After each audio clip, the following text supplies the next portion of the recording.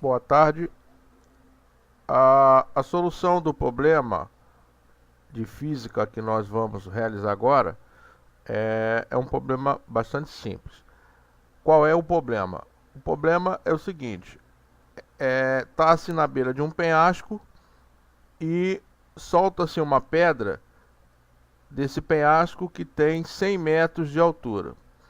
O que se quer no problema é determinar o tempo que ele demora, que essa pedra demora para cair os primeiros 50 metros e o tempo que ela demora para cair os últimos 50 metros. Então, nós queremos determinar T1, que é o tempo que ela vai demorar para cair os primeiros 50 metros, e T2, o tempo que ela vai demorar para cair os últimos 50 metros. Bom, é um problema de queda livre, ou seja, a velocidade inicial é zero. O corpo estava preso por alguém e essa pessoa simplesmente deixa cair o corpo. Então a velocidade inicial é zero. Ela vai ser acelerada pela gravidade do planeta. Então a aceleração vai ser igual a g, que é igual aproximadamente a 9,8 metros por segundo ao quadrado. Na queda livre, duas equações são importantes: a equação da velocidade, que é a primeira, e a equação da posição, que é a segunda equação. A equação da velocidade diz o quê?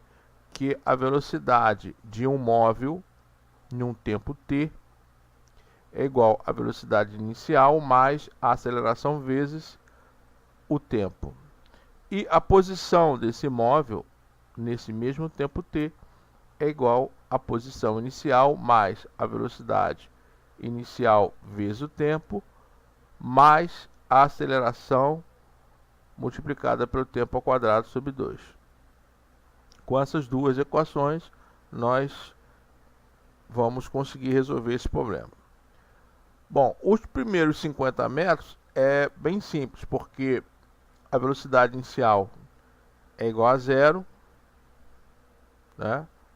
Nós temos a posição inicial, podemos considerar a referência para análise do movimento aqui em cima.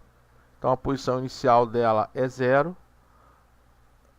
E eu quero saber o tempo para ela atingir a posição S1, que é igual a 50 metros.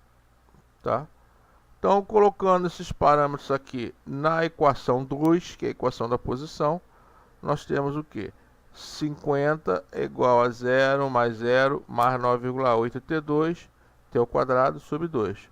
Então, T ao quadrado é igual a 100 sobre 9,8. T é a raiz quadrada, né, de 100 sobre 9,8. Então, o primeiro tempo a gente já obtém 3,19 segundos. Os últimos 50 metros, nós temos uma pequena mudança na análise do movimento, porque agora, para os últimos 50 metros, a gente pode considerar S1 como sendo a posição inicial desse último trecho aqui, certo? A aceleração vai ser a mesma, porque não vai haver mudança na aceleração, é um movimento com aceleração constante, né? Então, para os últimos 50 metros, a posição inicial vai ser o S1. Utilizando-se a equação 1, né?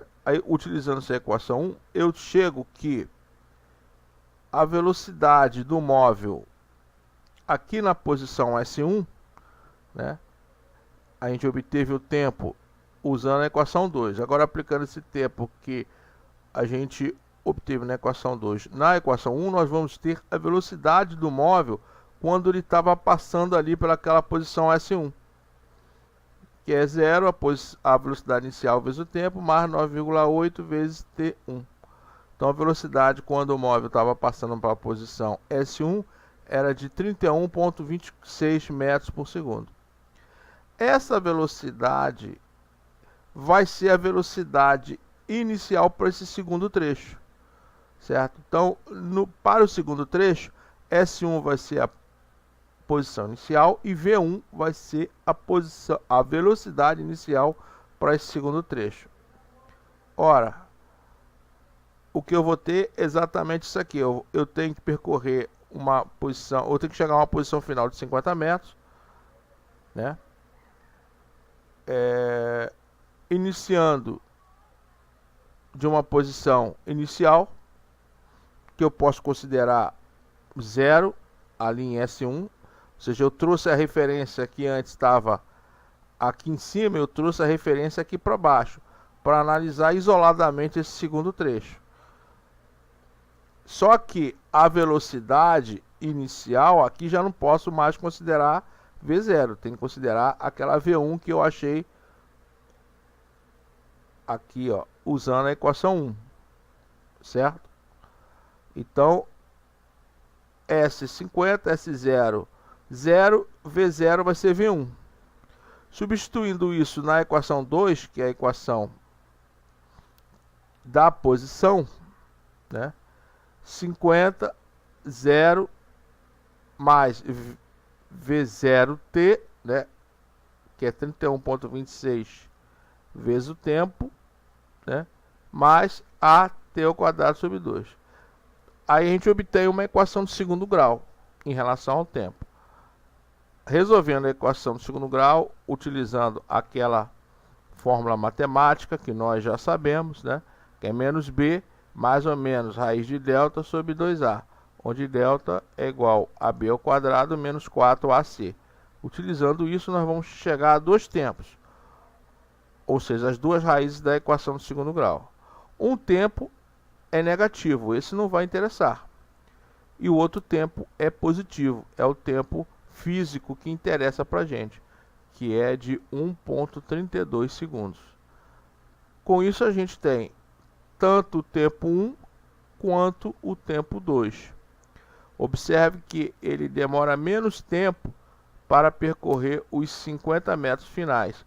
Por quê? Porque o movimento é acelerado, né? Ele está tendo cada vez mais velocidade, então vai percorrer a mesma distância em menor tempo.